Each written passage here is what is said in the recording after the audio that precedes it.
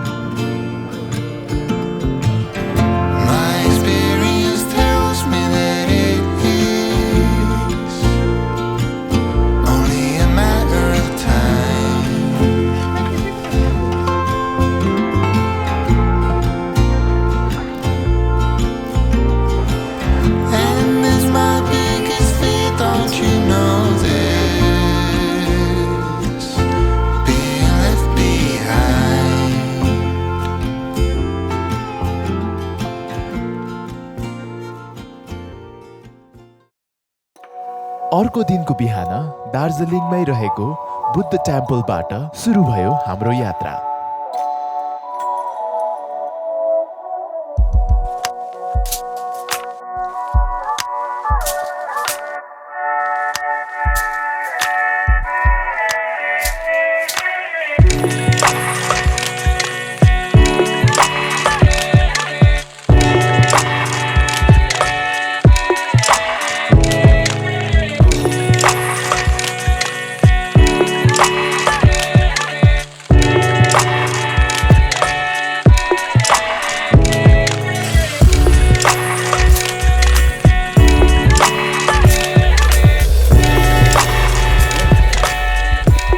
नमस्ते सबैजनालाई। हामी अहिले दार्जिलिङमा छौँ। दार्जिलिङमा हामीसँग क्युट राम्रो बाबुहरू छ यता अनि भाइहरूसँग म गेम खेल्दैछु अनि गेम चाहिँ एकदम इन्ट्रेस्टिङ छ। जसले जित्छ त्यसले 50 रुपियाँ पाउँदैछ। अनि गेम कसरी खेल्ने बाबुहरूलाई थाहा भयो होइन तिमीहरूलाई? ल जस मैले इङ्ग्लिसमा 1 भन्यो भने नेक्स्ट मान्छेले नेपालीमा भन्नु पऱ्यो 2 अनि अर्कोले फेरि इङ्ग्लिसमा गर्छ। ल सुरु गरौँ है, यहाँबाट सुरु गरौँ है। अनि जसले रङ भन्छ नि अनि जो ढिलो अड्केर बस्छ त्यो चाहिँ आउट भइहाल्छ है। ल मैले सुरु गरेँ है। रेडी 1 2 उसले के भन्नु पर्थ्यो 2 भन्नु पर्थ्यो होइन? तिमी आउट भयो उयो जाऊ। ल यता फेरि सुरु है। एकजना आउट भइसक्यो। ल 1 2 3 के भन्नु पर्थ्यो उसले 4 भन्नु पर्थ्यो होइन? 4 ऊ पनि आउट भयो। फेरि सुरु भयो 1 आउ न यता आऊ यहाँ हो 1 2 3 4 5 6 7 पछि 7 रे आउट भयो तिमी पनि आउट। ल एकजना दुईजना तीनजना चारजना मात्रै छ है। तिमीले 1 भन। 1 2 3 4 5 6 7 8 9 10 ए ल मै आउट भएछ नि त। 9 पछि 10 भनिदिरहेको रहेछ। ल म आउट भयो। 3जना भाइहरू सब यहाँ बिचमा जाऊ। 3जना भाइहरू मात्रै छ। यहाँबाट सुरु गरौँ 1 2 3 4 5 7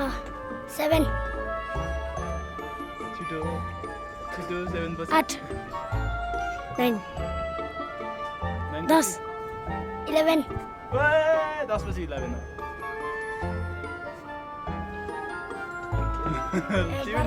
तिमी ढिलो गरे क्या तिमीले ढिलो गर्यो अब ढिलो भयो भने पाउँदै सुरुबाट ल 1 2 3 4 5 ढिलो भयो ल त्यही पनि 6 7 8 7 पछि 8 रे लास्टमा उयो आउट भयो क्या अब 2 जना मात्रै फाइनलिस्टहरू छ 2 जना हामीसँग अब हेरौँ छिटो भन्नुपर्छ है योपालि ढिलो भयो भने तिमीहरू आउट हुन्छ ल रेडी 1 2 3 1 2 3 4 4 भनेको उसले ल हामीले विनर पायो हामीसँग यहाँ विनर भाइ छ तिम्रो नाम के हो बाबु नाम तिम्रो नवाङ नवाङ हो तिम्रो नाम यहाँको नाम अर्कै हुन्न के हो यहाँको नाम चाहिँ जिमी ल भाइ विनर भयो भाइले प्राइज दिने है त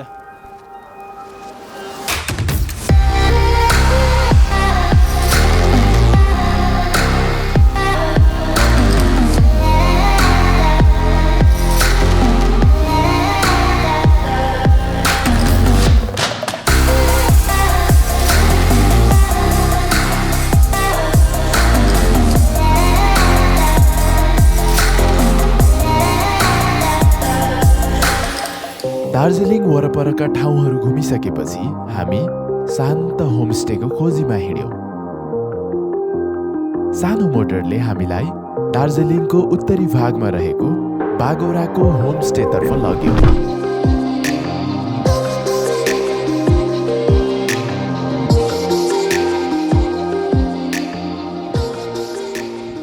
Alright guys, so finally हामी चाहिँ अहिले बागौडा भन्ने ठाउँमा यहाँनिर एकजना दिदीले चाहिँ फाइनल्ली हामीले होमस्टे पायौँ। होमस्टे नपाएर चाहिँ राम्रै दुःख पाइरहेको थियो। अहिलेसम्म यो 2-3 दिनदेखि हामी एडभेन्चरमा हिँडिरहेको थियौँ। अहिलेसम्मको वान अफ द बल्ल त्यो हुन्छ नि मेमोरेबल अलिकति पक्काको एडभेन्चर खालको भाइब्स बल्ल आज आयो। एकदम रमाइलो लाग्यो। सो अब सुपर एक्साइटेड भोलि के हुने भनेर हेलो हाई निकेशलाई कस्तो लाग्यो सोधिहालौँ एक्चुली कहाँ गयो निकेश। निकेश बबुआ छिन् यहाँ कैसन भइल बा ठिक नै भइल बा तपाईँको त्यस्तो भएको ठिक छैन एकदम ठिक छ के तर्स्यो कहाँ तर्सिने मोबाइल त्यो ड्राइभरले नालीतिर फाल्छ जस्तो लाग्यो हो भने है कुराहरू त्यस्तै सिधै पाखातिर फाल्छ।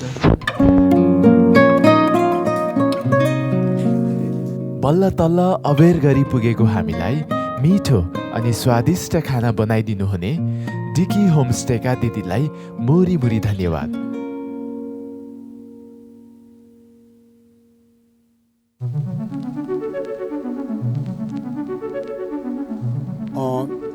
मेरो नाम चाहिँ ग्याल्जे शेर्पा हो।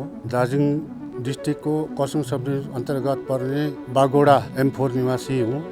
यहाँको विषयले भन्नु पर्दाखेरि त्यही हो, बर्खामा त पानी पर्ने नै हो, हिउँदोमा अलिकति पानी नपर्ने। यस भेगको पेसा चाहिँ हाई अल्टिट्युडमा हुनेका कारणले गर्दाखेरि हाम्रो यहाँ मुलाको खेती बाहेक अरू खेती कोपीहरू गर्नु सकिन्छ र हामी यहाँ प्रायः ज्यादातर बुद्धिस्ट छौँ। केहीमा बेसी मात्रामा तामाङ भए पनि शेर्पा र तामाङ यहाँ बराबरी हामी बसेका छौँ। हामी दार्जिलिङ गोर्खाल्यान्डवासी हौँ र हामीले सर्वदा प्रायः जस्तो पहाडमा बसेका मान्छेहरूको धर्मले पनि हामी सत्य छौँ, असत्य काम हुन दिँदैनौँ पनि।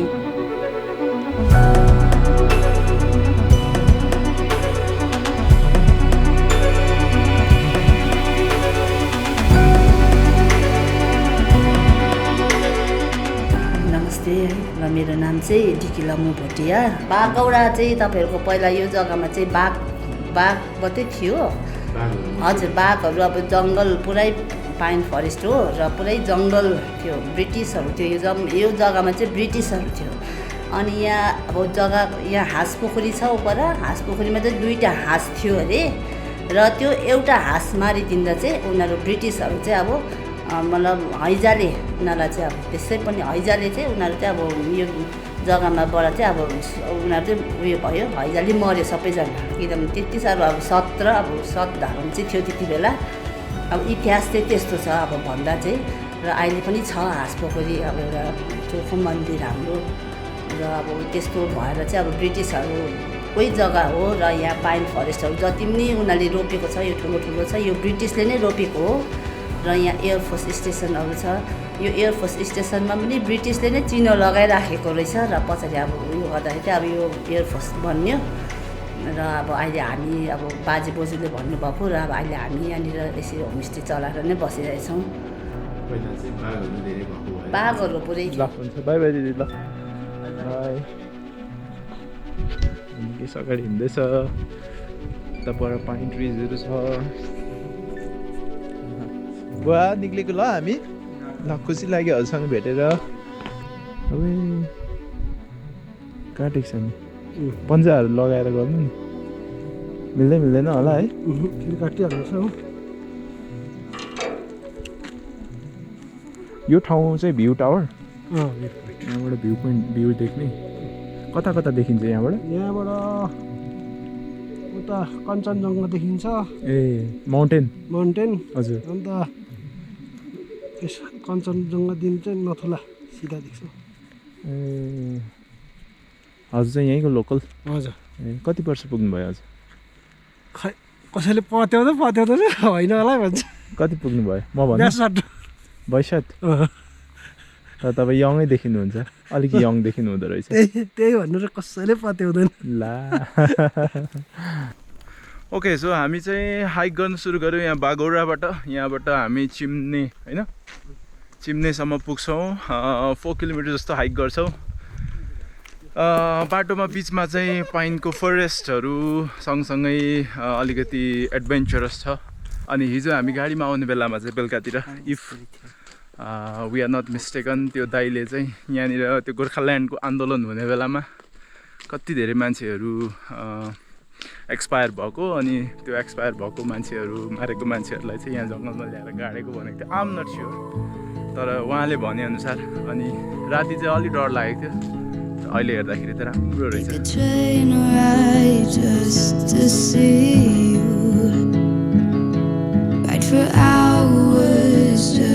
to please you.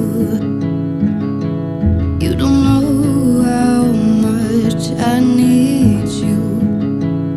'Cause you're my home away from being alone. Okay, so welcome back guys. It's been 45 minutes जस्तो भयो हामी हाइक गरेको छौँ पाइनको जङ्गलहरू बिस्तारै हराउँदै गयो अनि अहिले चाहिँ सानो बाँसको निङ्ग लाएको घारीहरू आउँदैछ विच मिन्स भालुहरू लुक्ने ठाउँ हुन्छ त्यस्तोमा चाहिँ त्यही भएर निकै अलिक केयरफुल भएर झोला कम्मरसम्म बसेर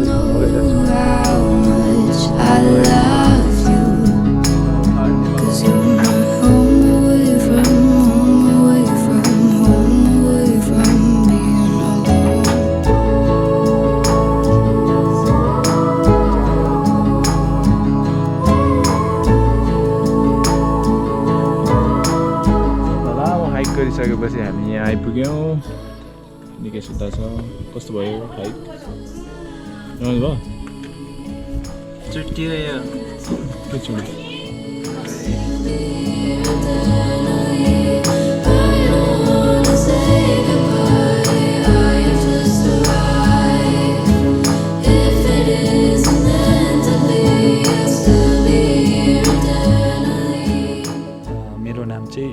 थापा हाम्रोमा फ्लेभर टी दार्जिलिङको प्योर अथेन्टिक टिजहरू यस्तो टाइपको सर्भ गर्छु र मेरै दोकानको अगाडिपट्टि चाहिँ त्यो हेरिटेज गार्डन छ त्यो चाहिँ तपाईँको यो चाहिँ ब्रिटिसकालीनमा बनिएको तपाईँको हेरिटेज पार्क हो यो चाहिँ पार्क चाहिँ होइन एक्चुअली यो चाहिँ हेरिटेज एउटा चिम्नी अहिले चाहिँ फिलहाल चाहिँ यसलाई चाहिँ पार्कको एउटा रूप दिएको छ पहिला चाहिँ यो चाहिँ चिम्नी थियो यसमा चाहिँ ब्रिटिस सोल्जर्सहरू चाहिँ आएर एउटा रेस्टिङ गर्ने डेस्टिनेसन तिनीहरू चाहिँ जब सिलगढीबाट हिँडेर आउँथ्यो त्यति बेला चाहिँ यिनीहरू चाहिँ यो जग्गामा आइपुगेर चाहिँ रेस्ट गर्ने प्लेस थियो र यो जग्गा चाहिँ हिउँ पर्नाको कारणले गर्दा यहाँनिर चाहिँ यिनीहरू चाहिँ आगो तापेर रेस्ट गरेर चाहिँ एक दिन रेस्ट गरेर रिफ्रेसमेन्ट गरेर चाहिँ भोलिपल्ट चाहिँ यिनीहरू चाहिँ अर्को डेस्टिनेसन यिनीहरू जलपाहाड तग्जा क्यान्टोनमेन्ट त्यता जाने यो चाहिँ एउटा प्लेस थियो यो चाहिँ